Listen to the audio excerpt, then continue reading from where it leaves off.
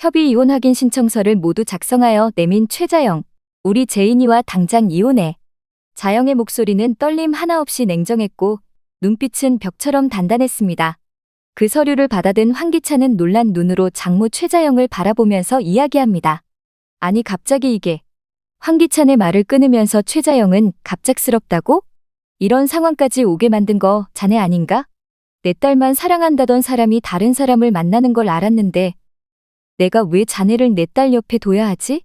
그런 최자영을 무슨 뜻이냐는 듯이 황기찬은 바라보기만 합니다. 그때 똑똑 문을 두드리면서 황기찬에게 서류 검토를 하러 온 김도희 대리가 들어옵니다. 김도희 대리를 본 최자영은 앞에 있던 차가운 커피를 들고 김도희에게 다가가며 이야기합니다. 지난번엔 카페였지? 오늘은 사무실이네? 한치의 망설임도 없이 아이스커피가 김도희의 어깨를 타고 내려갑니다. 또다시 김도희의 옷이 흠뻑 젖고 도희의 눈빛이 순간 일그러집니다. 이런 천박한 짓을 또 하실 줄 몰랐습니다. 커피에 젖은 채로 최자영을 노려보는 김도희. 그런 그녀의 시선은 아랑곳하지 않고 최자영은 더 들어볼 것도 없다는 말투로 내일까지 서류에 도장 찍어서 제출하고 내 집에서 당장 나가. 라고 황기찬에게 이야기하며 사무실을 나갑니다. 사무실에 남은 황기찬과 김도희. 김도희는 커피가 옷을 타고 흘러내리는 와중에 황기찬에게 지금 뭐 하시는 거죠? 왜 관장님이 저한테 이러시는지 이사님은 알고 계시죠? 저번에도 관장님이 저한테 이런 무례한 짓을 하셨어요. 지난번에 이사님께서 시간을 달라고 하셔서 말 안 하고 그냥 넘어갔는데 캐서린과 이사님의 관계를 저로 오해하시는 것 같은데 저도 이대로는 못 있겠어요. 관장님한테 다 말씀드릴게요. 황기찬이 지금 협박하는 겁니까? 라면서 되려 큰 소리를 치니 김도희도 도끼눈을 뜨면서 황기찬에게 협박하냐고요?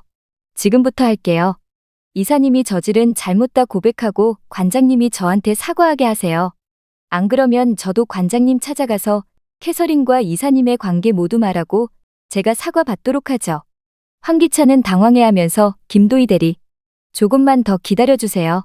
오늘 저녁 생각을 정리하고 연락할게요. 그때 만나요. 사무실에 혼자 남은 황기찬은 김도희에게 어떤 말을 해야 할지 도무지 떠오르지 않습니다. 도민준 상무의 일로 자신이 이야기한 20억을 주고 무마한들. 자신과 강세리의 사이를 알고 있는 김도희가 있는 한 최자영이 이 사실을 아는 건 시간 문제였습니다. 기찬은 책상 앞에 앉아 협의이혼 신청서가 담긴 봉투를 멍하니 바라보고 있었습니다. 손끝은 미세하게 떨리고 입술은 단단히 다물려 있습니다. 황기찬이 고민에 휩싸여 있던 그때 문이 가볍게 열리며 익숙한 구두 소리와 함께 강세리가 들어옵니다. 기찬은 놀란 듯 고개를 들었다가 눈을 질끈 감습니다.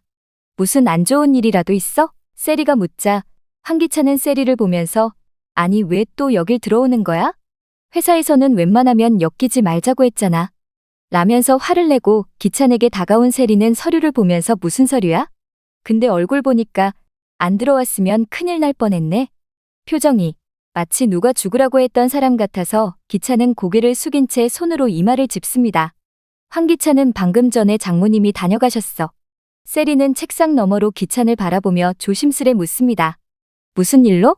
강세리의 물음에 기찬은 봉투를 들어 그녀 쪽으로 밀어놓습니다. 이혼하래. 협의 이혼. 사인만 하면 된다고 제인이랑 당장 이혼하라고 하셨어. 세리는 순간 놀란 듯 눈을 크게 뜨다가 곧 기찬이 보지 못하게 얼굴을 돌리고는 입꼬리를 살짝 올리며 의자에 앉습니다. 그래서 어때? 기분 나빠? 서운해? 아님, 시원해? 세리의 물음에도 기찬은 아무 말 없이 봉투만 응시하고 있고 세리는 팔짱을 끼고 말을 이었습니다. 그 집 사람들한테 당신은 가족 아니었잖아. 아니, 당신은 애초에 가족이 아니었지? 기찬이 눈을 들자 세리는 또박또박 이어 말합니다. 결국 당신은 제인 일가족이 아니라 마당쇠, 머슴이었던 거야. 그 집 대문 열고 웃으며 따라다니는 머슴이었지. 처가 눈치 보고, 장모님 눈치 보고, 애 눈치 보고. 가슴에 있는 말 한마디 제대로 못하고. 기찬은 눈썹을 찌푸리지만 부정하지 않습니다. 제인이랑 은호한텐. 난 그래도. 라며 이야기하는 기찬의 말을 끊으며 세리가 단호히 말합니다. 아니야. 그 집은 당신을 단 한 번도 사위로 대하지 않았어. 기찬은 차마 아무 말도 못하고 세리의 시선을 피합니다. 강세리는 다시 한번 기찬의 마음을 흔들기로 결심합니다. 근데 말이야, 이혼 서류 던진 게 꼭 벌처럼 느껴져? 아니면 구원이야? 기찬의 눈빛이 흔들리기 시작합니다. 세리는 조용히 몸을 기울입니다. 테이블 너머 기찬의 손 위에 살짝 손을 올리며 중얼거리듯 말합니다. 그냥 이혼하고 나랑 즐겁게 살자. 눈치 안 보고 숨지 않고 우리 둘이 원하는 대로. 응. 나랑 즐겁게 살자, 기찬 씨. 기찬은 세리의 손을 내려다보며 숨을 깊게 들이쉬지만 여전히 세리의 손을 뿌리치지는 못합니다. 기찬은 그게 그렇게 간단하지가 않아. 라면서 김도희 대리를 머릿속으로 떠올립니다. 그날 밤 카페에서 김도희 대리와 황기찬이 마주 앉아 있습니다. 김도희 대리가 오늘 낮에 있었던 이야기로 운을 뗍니다. 저번에도 관장님께서 무례한 행동을 하시고 오늘도 하셨어요. 저번에는 제가 이사님의 말씀대로 시간을 드린 것뿐이었는데 오늘도 그런 불쾌한 행동을 하시니 저로서는 이제 참을 수가 없습니다. 관장님에게 가서 제가 직접 말씀드릴까요? 아니면 이사님께서 말씀하실래요? 황기찬은 도민준 상무권은 제가 20억을 준다고 했는데 그거로도 부족한 거예요? 그리고 캐서린 건은 모른 채 넘어가 주시면 안 될까요? 애원하듯 말하는 황기찬에게 김도희는 그건 안 되겠네요. 제가 왜 눈 감아줘야 하는지 모르겠어요. 그리고 도민준 상무님 일은 돈을 원하는 게 아니고 정의를 원한다고 이사님께 말씀드렸잖아요. 왜 이사님이 하신 일을 상무님에게 뒤집어 씌운 것도 모자라 회사를 그만두게까지 하셨는지 저로서는 납득할 수가 없네요. 저희가 이렇게 이야기를 한다고 해서 이 문제가 해결될 것 같지 않으니 제가 회장님을 직접 찾아가서 이중계약건에 대한 사실을 말씀드리고 도민준 상무님이 복귀하실 수 있도록 하겠습니다. 그리고 캐서린에 대한 이야기는 관장님께서 직접 묻지 않는 이상 말씀드리지는 않겠습니다. 그럼 김도희 대리는 자리를 떠납니다. 이때 카페 한쪽 구석에서는 김도희와 기찬의 만남부터 헤어짐까지 모든 것을 사진으로 찍어 최자영에게 보내는 남자가 있었습니다. 그 사실을 모른 채 혼자 남은 기찬은 이 상황을 어떻게 해결해야 할지 막막하기만 합니다. 기찬은 카페 유리창 너머로 김도희가 자리를 박차고 나가는 뒷모습을 묵묵히 바라봅니다. 한 손은 테이블 위에 그리고 한 손은 주먹을 꽉 쥔 채로 그는 아무 말 없이 천천히 자리에서 일어납니다. 천천히, 아주 천천히. 그리고 유리창을 바라보며 낮은 목소리로 혼잣말을 합니다. 이럴 줄 알았어. 돈으론 안 통하는 사람. 제일 피곤한 유형이야. 사과를 해달라고. 내가 무릎 꿇고 회장님 앞에서 죄를 고백하라고. 내가 그 집안 사위로 살면서 얼마나 굴욕을 견뎠는데. 그는 웃음도 울음도 아닌 이상한 표정을 지으며 고개를 숙입니다. 이제 와서 정의? 네가 뭔데 내 앞에서 정의를 입에 올려. 라면서 황기찬은 속으로 네가 없으면 모든 게 조용해질 거야. 라면서 궁지에 몰린 기찬은 위험한 결정을 내리고 있었습니다. 황기찬은 강재인에게 전화를 해서 집안의 상황을 파악하기 시작합니다. 마침 오늘 승우는 친구들이랑 술 마시고 온다고 늦는다고 했어라면서 이야기해 주는데 승우가 술을 마신다는 곳이 지금 황기찬이 있는 곳과 가까운 곳이었습니다. 급하게 전화를 끄는 황기찬은 처남 승우가 있는 곳으로 향했습니다.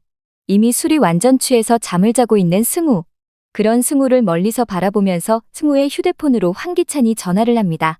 승우의 휴대폰이 울리자 친구가 전화를 대신 받습니다. 승우의 매형이라며 승우를 차까지만 태워주면 대리를 불러주겠다는 매형이 말에 친구는 이미 만취 상태가 되어 있는 승우를 차에 데려다 줍니다. 승우가 차에 탄 것을 확인한 기찬은 승우의 차 운전석에 타서 정신을 못 차리는 승우의 몸을 뒤져 휴대폰을 꺼내고 자신과의 통화 내역까지 삭제합니다. 같은 시각 최자영은 침에 누워서 잠을 청하려 하고 있었습니다. 그런데 김도희에게 미행을 붙인 남자가 김도희와 황기찬이 지금 카페에서 만나고 있는 사진을 보내온 것을 보더니 눈이 뒤집히기 시작했습니다. 최자영은 지시면 여기가 지옥이 될 거라고 경고했지. 두고 봐. 라면서 급하게 옷을 챙겨 입고는 내리는 폭우도 아랑곳하지 않고 카페 쪽으로 차를 몰며 속력을 내고 있었습니다. 승우는 뒷좌석에 쓰러져 한쪽 어깨는 뒷문에 기대고 입술은 반쯤 벌어진 채 숨을 내쉬고 있었습니다.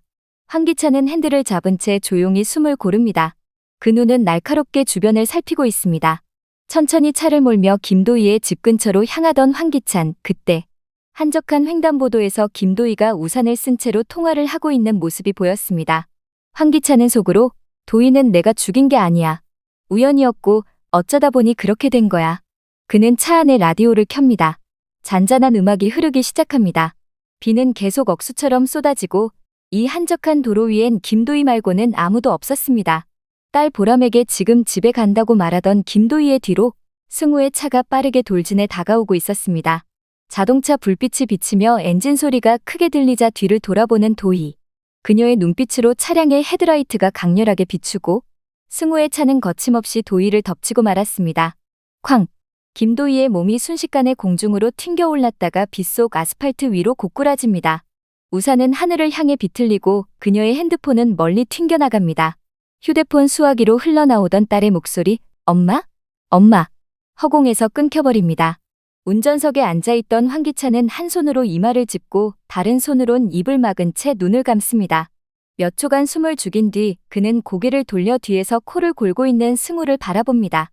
끝났어. 이젠 내가 운전한 거야, 승우야. 차 문을 열고 기차는 빗속을 가르며 빠르게 움직인다.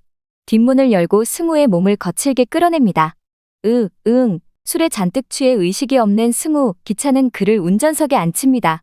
고개를 살짝 오른쪽으로 돌리고 손을 핸들 위에 얹혀뒀습니다. 마치 졸음운전이라도 한 듯한 모습으로 연출된 자세. 그는 주섬주섬 차량 내 블랙박스 메모리 카드를 뽑아 옷 속에 넣고는 한번 김도희 쪽을 바라보고 황급히 그 자리를 떠납니다. 황기찬이 사라진 그 순간 반대편 골목에서 전조등이 빠르게 다가오는 게 보입니다. 빗줄기 사이 익숙한 번호판. 최자영, 그녀는 브레이크를 밟으며 끼익 소리를 내며 차를 세웠습니다. 무슨 뭐야 사고. 비가 와이퍼를 미친 듯이 때리는 와중 그녀는 차문을 열고 우산도 없이 내립니다. 어머, 세상에. 그녀는 비를 맞으며 달려갑니다. 운전석 쪽을 들여다보는 순간. 승우야? 운전석에 고개를 떨군 채 앉아있는 아들. 입술은 말라있고 양쪽 손은 축 늘어져 있었습니다. 승우야, 너 지금 뭐 한 거야? 이게 무슨 일이야? 자영은 곧장 차량 문을 열어 승우의 몸을 흔들어 보지만 승우는 눈도 뜨지 못한 채 기절해 있는 상태였습니다. 그제서야 그녀의 눈에 도로에 쓰러진 김도희의 모습이 들어왔습니다. 핏물에 젖은 도희의 다리, 움직이지 않는 몸. 이게 대체 무슨 짓이야? 승우야, 너 지금 사람을 친 거야? 비가 얼굴을 때리고 자영의 입술은 하얗게 질려 있습니다. 자신의 죄를 무마하려 사고까지 내는 황기찬. 황기찬에게 지옥을 선사하려 오던 최자영. 승우의 차량을 발견하고는 자신이 지옥을 경험하고 마는데요. 이제는 강세리가 강재인의 삶을 어떻게 빼앗을지도 궁금해지네요. 여왕 2집 다음 이야기가 궁금하시다면 구독과 좋아요 부탁드리겠습니다. 지금까지 시청해주셔서 감사합니다.